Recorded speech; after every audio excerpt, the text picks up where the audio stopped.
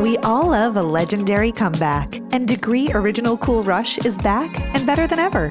Cool Rush isn't just a scent, it's a movement, a fan favorite that delivers bold, fresh vibes and all-day sweat protection. Whether you have a man that spends hours in the gym, heads into the office early, or is just trying to stay fresh on a long day, Cool Rush has their back. Head to your local Walmart or Target and grab Degree Cool Rush, the fan favorite scent from the world's #1 antiperspirant brand. Every leader or business owner I've ever worked with says one of the hardest parts of running a business is finding great employees. It comes up all the time in my coaching conversations, and many businesses are not large enough to have a full-time recruiter that's actually good at finding and selecting talent. Claire Myers Consulting is the premier talent partner to collaborate with your growing business to find your next most qualified candidate for your open position. They source, screen, interview, and manage the selection process for any role in many industries. If you need to recruit a single individual or scale your team by 100, Claire Myers Consulting is there to support you every step of the way. To find your next best team member, visit ClaireMyersConsulting.com/TIWW and mention this podcast to get a free 15-minute hiring consultation plus 10% off your first placement.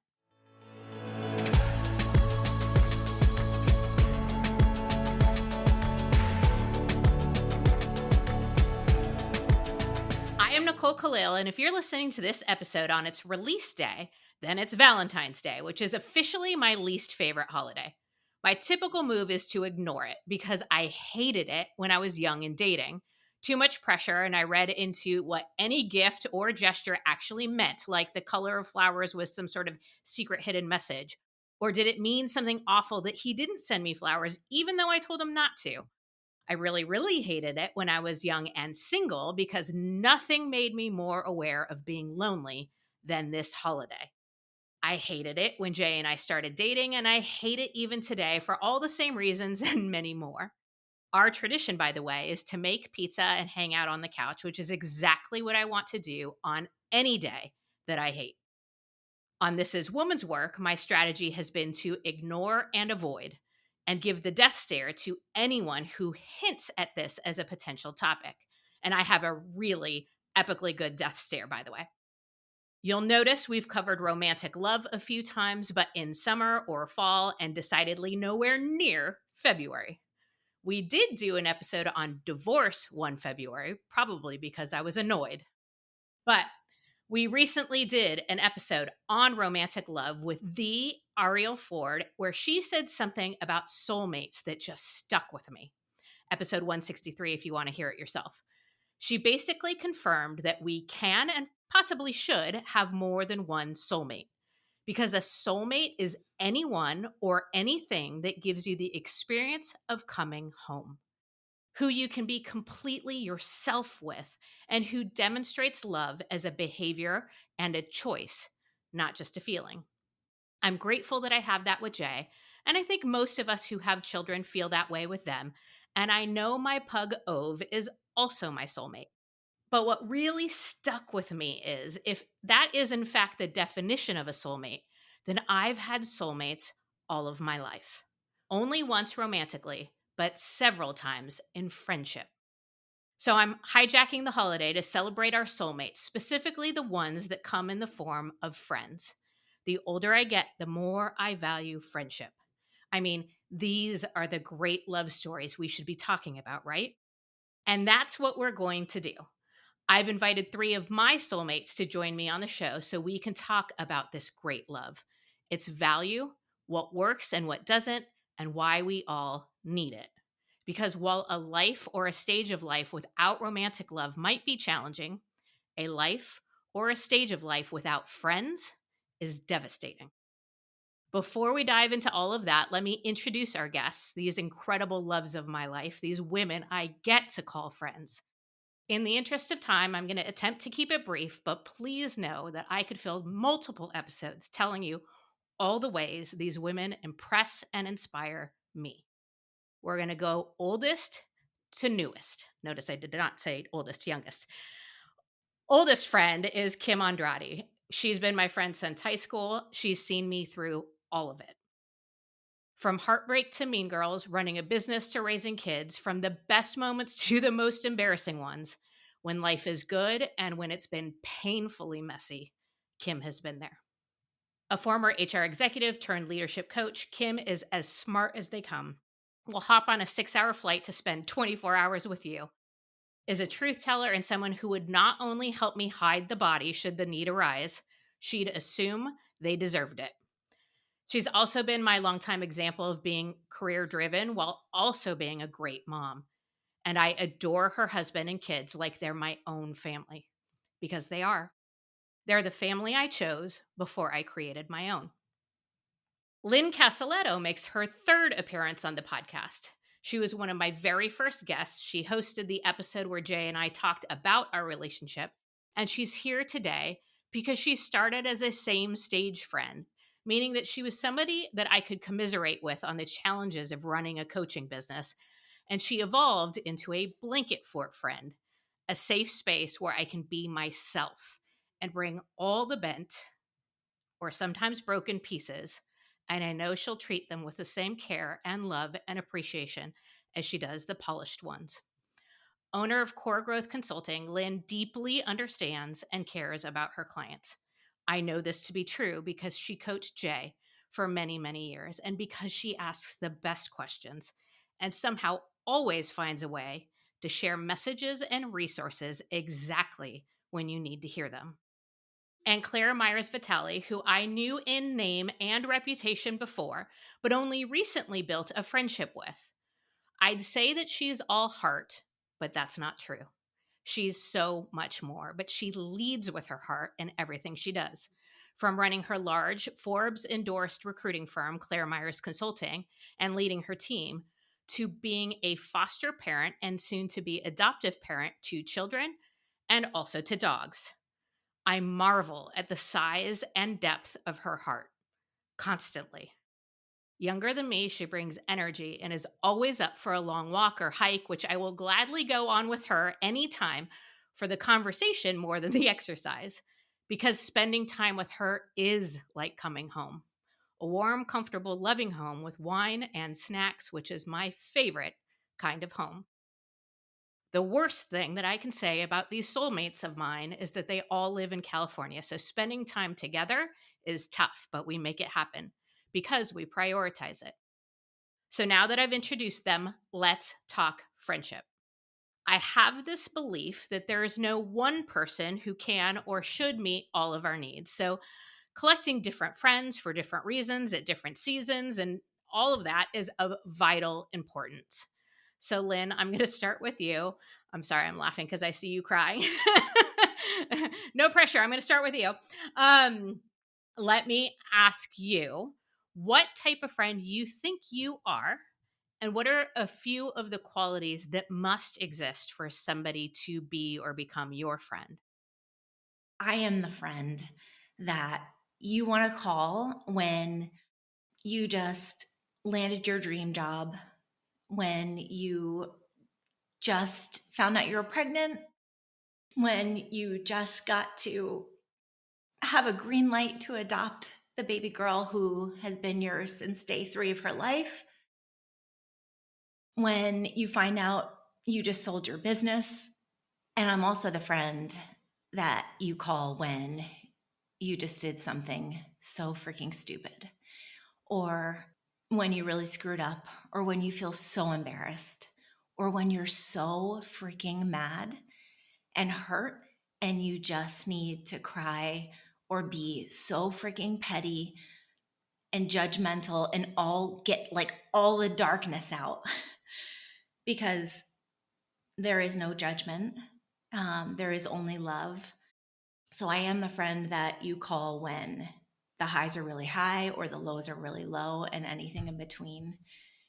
And I think that's where I know you're my true friend, when I can do the same and not feel judged. I can come in all my glory, and I can also come when I'm unraveled in all of my messiness.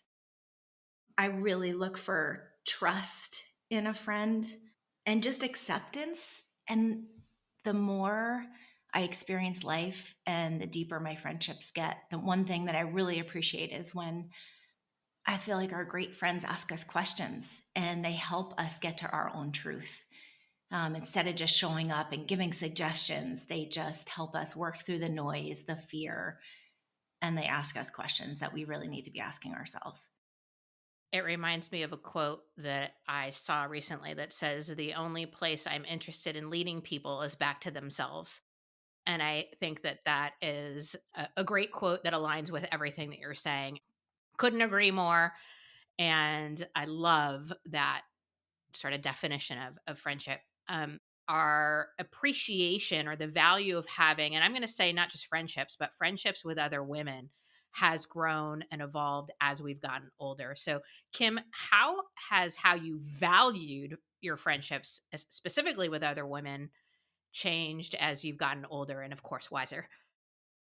Yes. So as my priorities have evolved as a person over the years, what and how I value friendships has definitely shifted. My needs are different now than when I was in my 20s and 30s, and how and what I can contribute to the friendships has changed, and I'm very honest about that.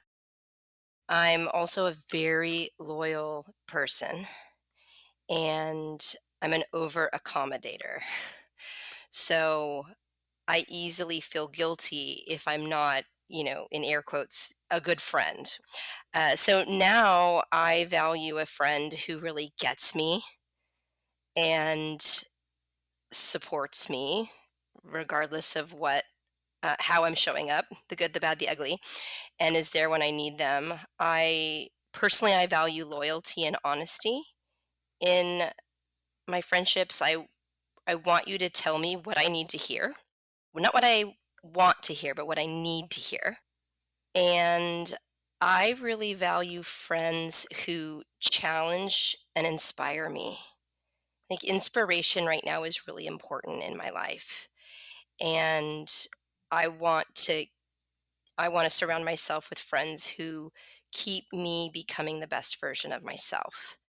Because I'm very, very independent and very resilient, I value the friendships that frankly don't need a lot of coddling. It's just the reality. It's the truth. And lastly, I really value the friends that know all my weaknesses and they love me anyway. Amen for that, for all of us, right? I mean, Mm. yeah. Okay. We talk about red flags a lot in dating. And I wish we as women paid more attention to those red flags and didn't think of them as like cool orange drapey things or whatever we try to lie to ourselves about. What about red flags in friendship? Claire, what do you think are some of the red flags we should be keeping an eye out on when it comes to friends? Gosh, I think you could look at it in two ways. So there's the external factors. What do you look for in the other person? So a major red flag to me is someone who talks shit all the time. Mean girl status is just not, hey, there's a level of like venting sometimes when it comes to friendships, but I'm talking about the person who their sole purpose and what they're bringing to the conversation is talking badly about other people, specifically women, is a complete turnoff for me. The second one is if you see them turn into a different person with others. So if they're with you and they're one person and they're happy go lucky and all the things, and then you see them out at a soccer practice or PTA meeting or in a professional setting and they either ignore you or they're a completely different person, who are you getting? Who is the authentic person, and are they actually being authentic with you? And then the other one that I feel like externally that you can watch out for is somebody who goes through a lot of friends, and not in a genuine way. I'm talking about like, oh, well, they were my friend, but we haven't talked for a couple years and I probably won't ever talk to them again. It's really figuring out who's going to drain your energy and then who's going to get some gain in that energy. And then there's internal factors. Absolutely internal factors. There's a feeling when you're around the wrong people for sure. So bottom line is, how easy is that relationship? Think about things like, are you worrying about what you're saying in front of these friends, quote unquote? Nobody can see my air quotes, but I'm air quoting. Are you worried about what you're wearing? All of those kind of external things that we all used to be self conscious about and probably still are to a degree. I don't have time to be thinking about that at this point in my life. I want to be around people that I can throw up a messy bun or throw a hat on and nobody is going to care. And I don't want to wake up in the morning and think, oh my gosh, did I say something I shouldn't have in front of those people? That doesn't work. So there's a lot of internal factors that you can look at as well. All, I think, phenomenal examples, a lot in there. So when you talked about gossiping, I know you've said this before, it always sticks with me, is if they're talking about everybody else, they're talking about you too, right? And so you just 100%. yeah, you're not the special one that they don't talk about. And I love the point too of if you're laying awake at night second guessing everything you say and do with somebody. I'm not saying it's not a healthy relationship or that it's a bad relationship, but it is not what we're talking about here. This is not that deep soulmate friendship. Like, I probably should think a little bit more when I talk about around you guys. It's like whatever is in my head flies out. And I love being able to do that. And one example and we've all talked about this. One example that always pops up to me is I need to be able to speak freely because I can't think about, oh my gosh, how did that come across? I think too, there's an element of we're not saying that that means you don't ever say anything wrong or you don't ever hurt Yeah. a friend's feelings or that you might not have to come back and apologize for something or that you might not lay awake at night thinking about something on occasion. I think Kim of an example where we were at a wedding and to make a long story short, I felt like I was experiencing some mean girl stuff going on and I was just pissed. And when I get pissed in a public environment, I shut down because I don't want to say anything that I regret.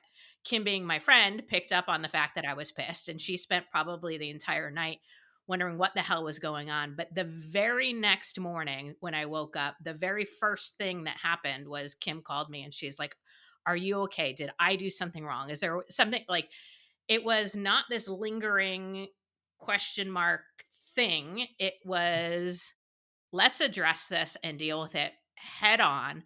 I want to know what's going on." And she didn't do anything wrong. I wasn't upset with her. And I was able to say that like this is was my auto response in that situation. And I'm sorry if it made you feel bad or that I was mad at you. So just an example of I agree wholeheartedly with everything you're saying, but I don't want to send the message that that means that when you find your soulmate in friendship or in love or in any that means that it's perfect and that we can all be ourselves all the time and that means no mistakes and no. Mm-hmm. Yeah, it's that the mistakes are okay because they know your heart. You'll just Yes. like with a romantic relationship, there's an apology, there's a recognition, then there's an apology, and then there's a forgiveness, and we have to move forward because the person knows who you are and where things are genuinely coming from. Amen. And you're allowed to slip up. You have to be, Oh my or else gosh. every relationship would be doomed from the start if that wasn't allowed, right? Yeah. Um, Lynn, do you think that all friendships are meant to be long term or are some meant for stages? And then how do you know the difference? And then a follow up question, if you think about the friends that maybe were there for a season or a stage, does that make that friendship less than or bad or unhealthy in some way? I'm curious your thoughts about long term relationships versus relationships for stages or seasons. Yes. Um, I think it's right? It's so clear, like the enduring relationships and the friendships that just continue to just get richer. And I mean, 5 minutes with them is like, a full day. And looking back, like I think about my, a really good friend, her name is Karen. we were really good friends right out of college, and we worked for the same company in Atlanta. And over time, we drifted apart just because of seasons and stages. And she got married, and then I remember when I got married, I didn't invite her to our wedding. She had never known my husband Craig, and it was just always one of those things where. And later on, she's like, "Oh my gosh, you got married!" And it was like such a gut punch. So even though because she was so close and like a sister to me, but I was in a different season of life. So I'm sharing that as an example of, I think I still struggle with the people that I love dearly that came into my life for seasons or stages, that if I were to see them on the street, I would like pick them up and hug them so tight. And now life is at a different stage and there's not enough time in the day. Sometimes I think I get hard on myself because there have been so many wonderful, deep friendships, but they're not in this stage of life. So I think there's the and of, yes, people come in for seasons and stages, but I don't know if you guys beat yourself up about that, but sometimes I'm like hard on myself. Like, I should be a better friend. I should reach out more. And then I quickly kind of come to my own, I maybe wisdom and say, Lynn, just trust that you are spending time with the right people for the right reasons in this chapter of life, and give yourself grace. I also beat myself up and Yeah. question, am I being a good enough friend? And the friendships that I had during some very pivotal times in my life that shaped me as who I am today. And those friends saw me through those times. And I don't talk to those friends on the daily. I don't talk to them regularly. I don't see them regularly. And there is a bit of guilt and maybe even nostalgia because they did play such an important part in my life during some really difficult times. And so I do the same. I can relate to that as well. I definitely have the I need to be a better friend, or I wish I were as thoughtful as this person, or like I am surrounded by such wonderful people and they do these wonderful things and I'm like, shit, I don't do those things. But what I've kind of come to when the guilty feelings start popping up is replacing guilt with gratitude. So I have a friend like you were talking about, Lynn, and many friends like what you were talking about, Kim, that were an important part of my life. And I am so grateful they were there in that stage and for that time. And I can't put into words the part they played in who I am. And I am forever, ever, ever grateful. And we still don't talk. I have to believe they were meant for that time or that stage. And that's wonderful. But for whatever reason, in some cases, there are people that I don't choose to be forever friends with because they're not the right fit for me to be friends with. Like, yes, something did happen that was tough or bad or we can't overcome. But I think for a lot of those people where the guilt pops up and I go back to gratitude, it's just we evolved in different directions at different times, but that doesn't change the part they played when they played it. Any advice that you have for a friend who isn't acting like a friend or who isn't treating you well, like gossiping, or I mentioned there are a few people I've just chosen to move on from, or being an adult mean girl, which let's be really upfront about is not cool. Being a mean girl in high school is stupid, but being a mean girl as a grown ass adult is fucking ridiculous. But anyway, um, what do you do? Like, how do you know if a friendship is healthy or not? Anybody want to take that? Kim, maybe? Yeah. So I don't remember where or from whom I heard this phrase originally, but I try to follow my own advice that I actually told my daughter Marina when she was at the age where the mean girl phase was hot and heavy. And that is, how does that friend make you feel? How do they make you feel about yourself when you're spending time with them? do you feel less than? Do you feel judged? Do you feel safe? And does that friendship ever get weaponized in any way? Like the friendship gets used, it can be used against you in certain situations. And so how you are treated and how you feel in that friendship are pretty accurate gauges for how healthy the friendship is. Of course, Nicole, as you said, we all make mistakes and we go through tough times with friendship. So letting those things that happen not all the time and minor hiccups that you get past, I'm not talking about those. I'm talking about more on the regular. So what do you do about it? Of course it depends on the situation and your age and stage, as I like to say. But I believe in honesty and saying things like, this doesn't feel good to me, or I feel left out and I don't want to feel that way, or I feel judged and I don't want to feel that way. And if that honest sharing doesn't shift the friendship, isn't if there isn't this response of, oh my gosh, I'm so sorry, that's not how I meant to, and you see a shift, then I do believe that putting some distance between you and that other person is the wise thing to do, and invest your energy into other relationships that make you feel good about yourself. And Claire, you talked about that. Are your friendships energizing or are they energy depleting? And just reflecting on that, oftentimes will tell you what you need to do. It's easier said than done, of course. Always easier said than done. Um, Lynn, anything to add on that? I feel like communication, right? Just honoring yourself and sharing your heart, and they can respond or continue to behave in the same way. And then that's probably a really good indicator that you guys aren't aligned, like Kim said earlier, in values and what you really desire from a friendship. I have a dear friend, and she recently, like, I don't want to say called me on it. It was coming from love. It was like she was honoring herself, and she's like, I need more regular check ins.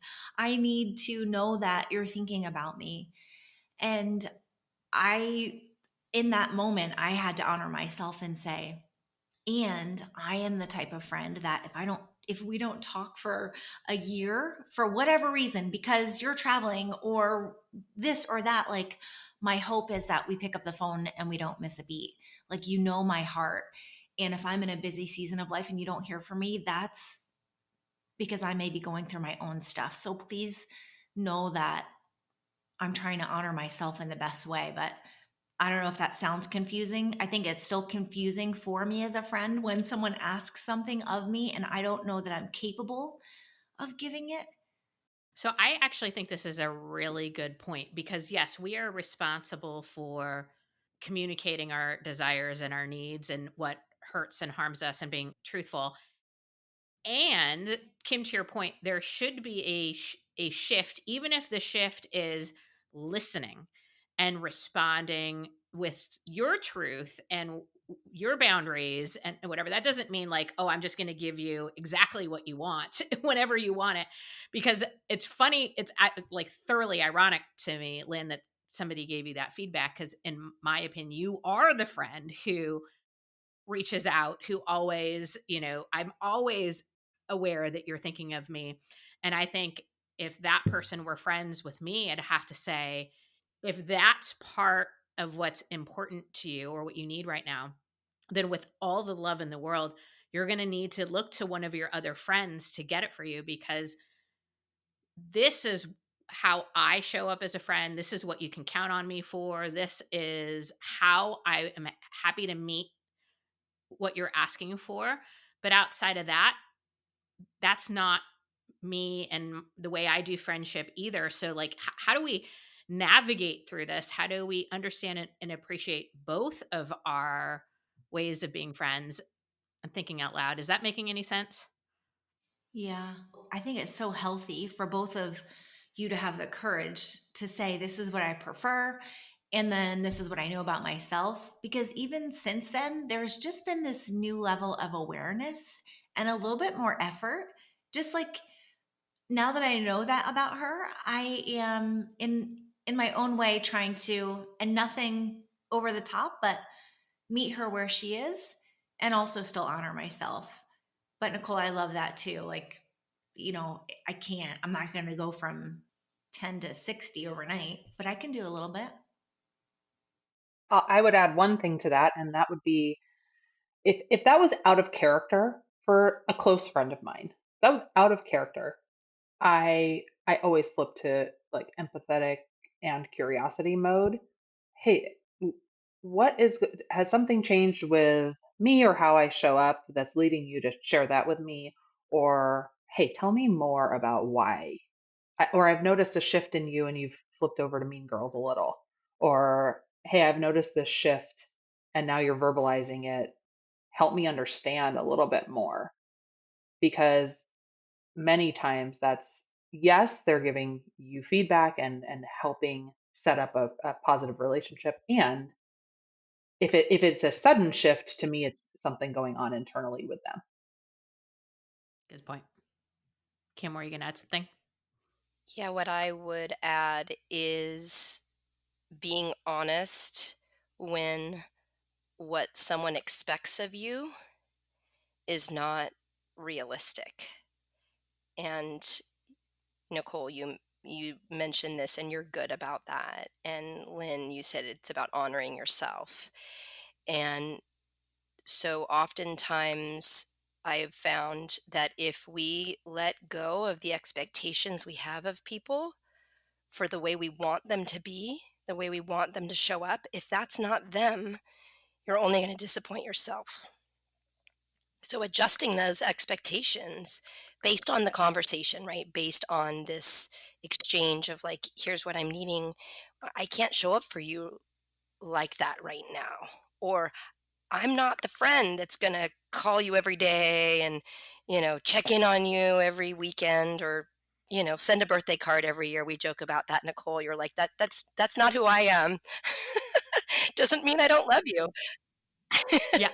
I will remember your birthday if Facebook reminds me or Yes, like I just yes, but I mean, if you're going through something tough or like I will drop everything and be there at a moment's notice, but I probably am never going to remember your birthday.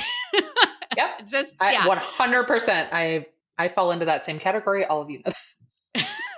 Okay, so I think what we're getting at is this belief that I know we all share in our romantic relationships too, which is it's not healthy to expect everything from everyone. Which is why it's so important that, yes, we have our soulmates, maybe our forever friends, but maybe to reiterate the importance of having same stage or I'm going to put in air quotes, easy friends, like the people you're just around, work friends. They're not meant to be soulmates. They're not meant to be in your life forever, but they serve a valuable and wonderful purpose, as do you during those stages. So, Claire, let me ask you, what are your thoughts about having different friends for different reasons, like mom friends or work friends or old friends or new friends? What's the value of that from the context of we can't expect one person to be everything for us? Yeah, and like I was saying earlier, I mean, you have friends that you call and they make you laugh and that you can be spontaneous with and go out and grab a glass of wine. And you have friends that you can call for a serious conversation. And you can also have friends, and I will argue that all of you are this to me. You have friends that you may not say something directly, but you want specific feedback or you want them to say something to you. You know that they're going to give you very direct feedback and very direct coaching, if you will, or be a very direct friend when you need it the most. And you seek that out, even though you might not mean to. And so I absolutely think having different friends for different reasons. And I think very practically, having friends specifically business wise, especially if you're an entrepreneur, having friends that serve as your board of advisors in a way, and those friends can develop into like true deep friendships, which I feel all of us have done, but they really started as a business. We were business friends, and it was that phase of life. Now, do I think it's turned into a lot more than that? Yes, but it started as that phase of life type of relationship. As you were talking, I thought about something you said earlier about how being curious about what might be going on in somebody's life if they express a need that's out of the norm, and then talking about different friends.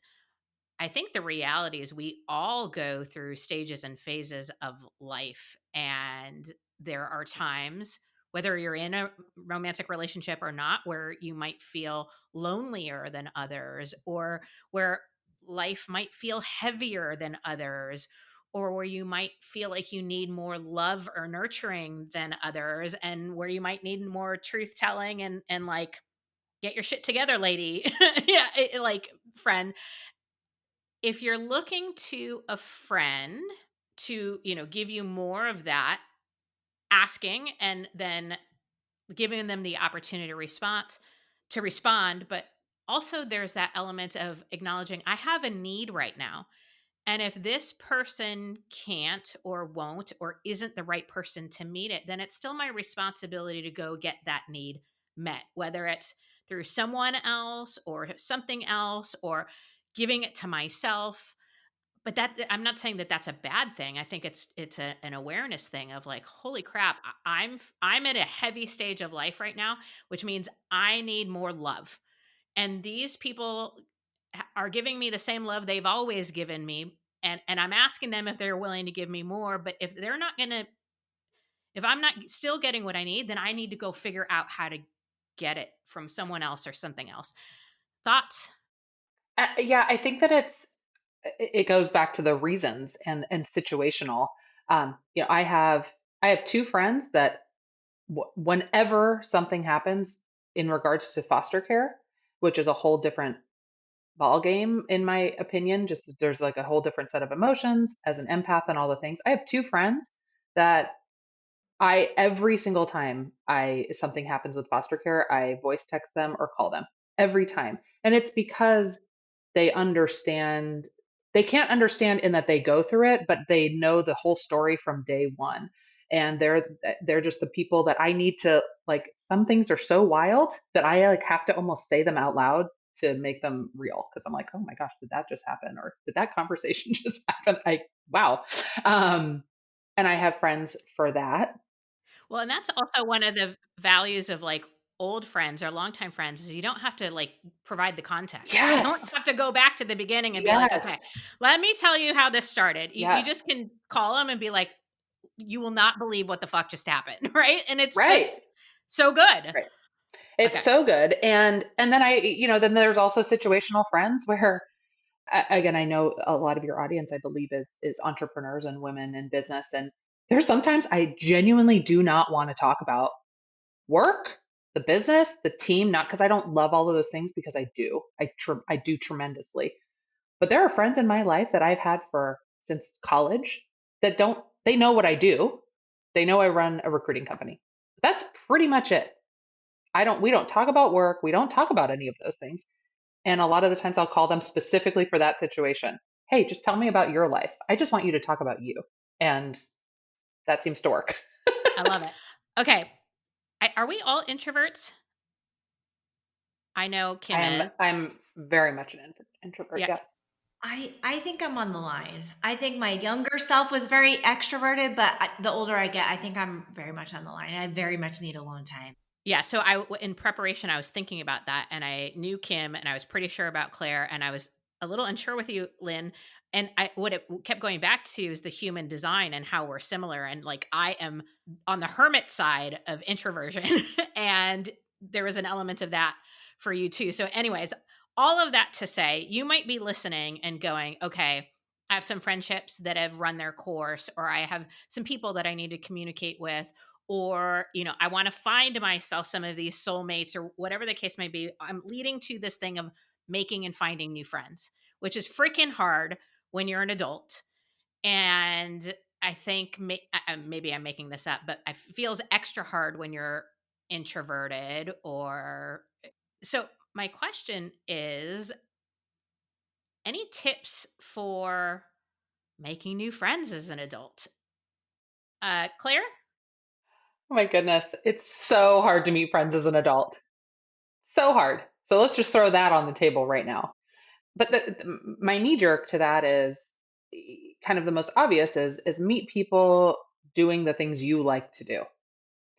One example of that is business, and so your business friends slash entrepreneur friends. If you own a business, there's a level of understanding and an already common theme that you can have there. And some of my closest friends fall into that category. There's community, right? Are you on a board? Are you normally people on boards are typically pretty like-minded, or are you volunteering at an organization and friends are popping up from that because of your common love for something? School parents, right? That's a pretty common one. So that to me is how you meet friends. Think then it's how to foster the relationship and continue to keep them as friends, and determine who's going to be kind of a longer term friend versus who's just the person that you see in a meeting or see when you're volunteering or see at a school event that you say hi to. And keeping friends, I think, is all about being genuine, showing up as the same person every time, good, bad, or ugly, right? Good, bad, or I guess in the middle. Making We'll sure, take again, I'm ugly. going We're with fine. my, yeah, I'm going with my 2024 theme, which is ease, right? Making sure it's not hard. There just should not be a time where you are around people that you just meet or that you've known for 10 years that it should be hard. And so being really intentional about that in your mind. Being vulnerable, closest friends that I have, and I would probably argue that most of us have been able to have really vulnerable, honest conversations once we got to know each other. The wall has been broken down, and if somebody breaks down their wall for me, I can do it for them, but somebody's got to do that typically first. And you know when you meet that person that you can have a really honest conversation. I mean, Nicole, before we knew each other, we were on a call, and I will never forget this moment. It was one of your confidence building webinars, and you asked, what do you know to be true about yourself? And this was years ago. And I said, I know I'm going to be a mom. And I remember I didn't say that because we were in a group. I said that because of you. And that was before we were actually really close friends. Like I already knew that you were somebody that I could be really vulnerable with. Um, and then I think you keep friends by staying really curious. So thanks, Len, because that's one of your big things. I think staying really curious is what is going to keep and build friends. So meet them by doing things that you love and keep them by doing all the other things. All great advice. I have two thoughts that popped in my head. If you're introverted like me, like extremely, and you're like, but I don't like doing things. So how would I meet people? You like doing things, maybe reading books. There are book clubs or puzzle clubs or things like that. So let's not buy into our own bullshit. We do like doing things and we can figure out a way to meet other people who like doing those things.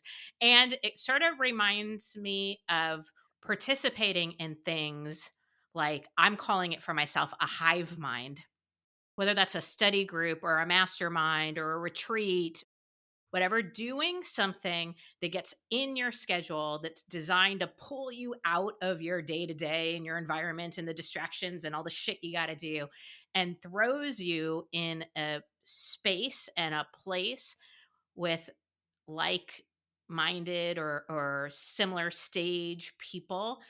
I've met some of the most wonderful people in that way. And I think specifically for the four of us, we were close growing relationships individually, but when we have been able to get together physically, it took everything to a completely different, deeper, lasting.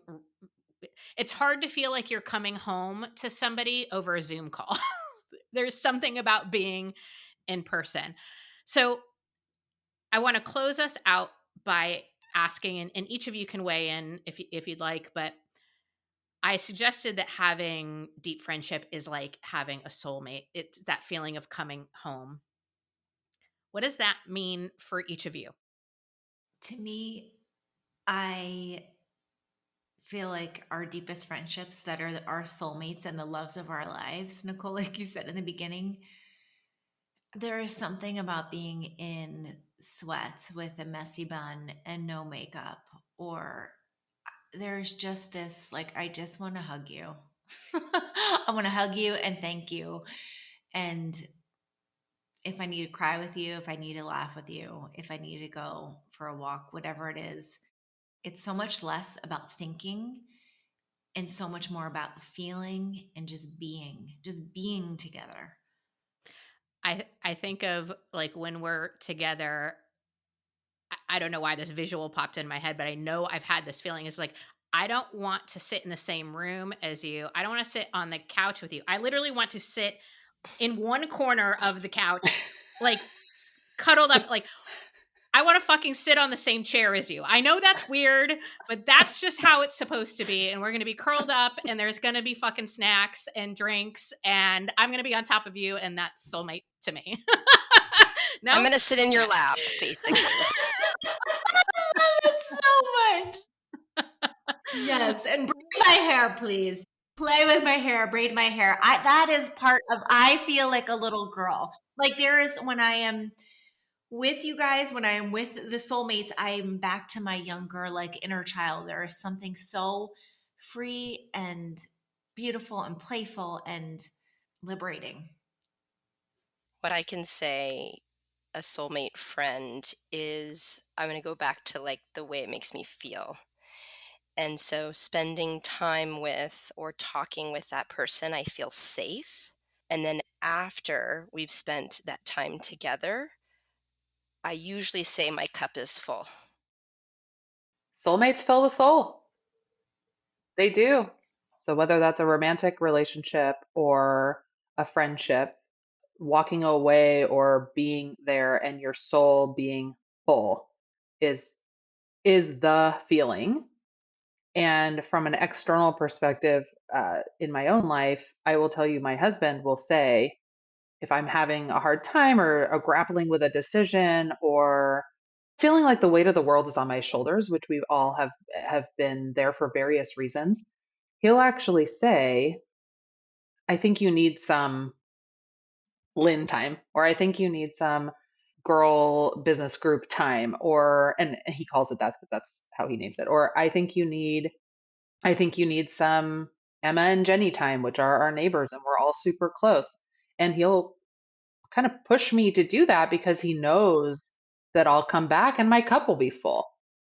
I'm sure there's probably a small selfish reason in there too, of like, you don't vent to me about this stuff. Well, Yeah, he but knows I his, feel, he's like, that's not my area. yeah, totally. But he's like, hey, I think you need some these people time because he knows by name the people who do fill my cup and who fill my soul. All right. Thank you to each of you for the gift that I treasure beyond what I could ever possibly put into words, your friendship. My gratitude is literally endless. And if you're listening and want to learn more about these fucking magical humans and their genius, we'll put all the ways to find them in show notes. But you can find and follow Kim Andrade, who is among the very best leadership coaches I know, on LinkedIn. Lynn Casaletto, executive business coach, yes, but making you a better human coach, can be found at coregrowthconsulting.com. And if you're even thinking about hiring an employee and looking for talent to grow your team, visit clairemyersconsulting.com and mention this podcast, and you'll get 10% off your first placement, which is a huge fucking deal. Okay, so my friends, happy Love Day, which we can celebrate every day because you are loved every single day. Maybe it's romantic love, maybe it's not. Either way, I'd submit to you that we are all wired for connection. We all have different needs and desires that require different people to meet them. There are potential soulmates everywhere. You'll know when you find them because it'll feel like coming home. And here's what I know with absolute certainty, and there's not a lot I know with absolute certainty. Your friendships matter at least as much as romantic love does. I'd argue possibly more, because it's your friends that will go into the forest or the desert or wherever you might be lost and find you and bring you home. Friends are the family you choose, And being friends with other women is necessary. It's life-giving. We're meant to be a community for each other. We're meant to trust and hold and love on each other. So collect your blanket fort friends, your front row friends, your hide the body friends, your let's do it friends, your encouragers, your truth tellers, your funny people, your mom friends, your work friends, all the friends. And be grateful that some of them will be your forever friends. Celebrate them. Today on Valentine's Day, sure, but every day is better. Be and have great friends. That is woman's work.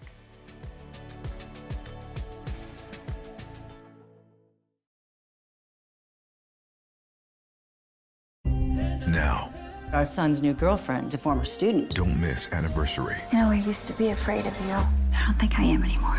starring Diane Lane and Kyle Chandler. We need to be careful. She's trying to obliterate us. Anniversary, rated R.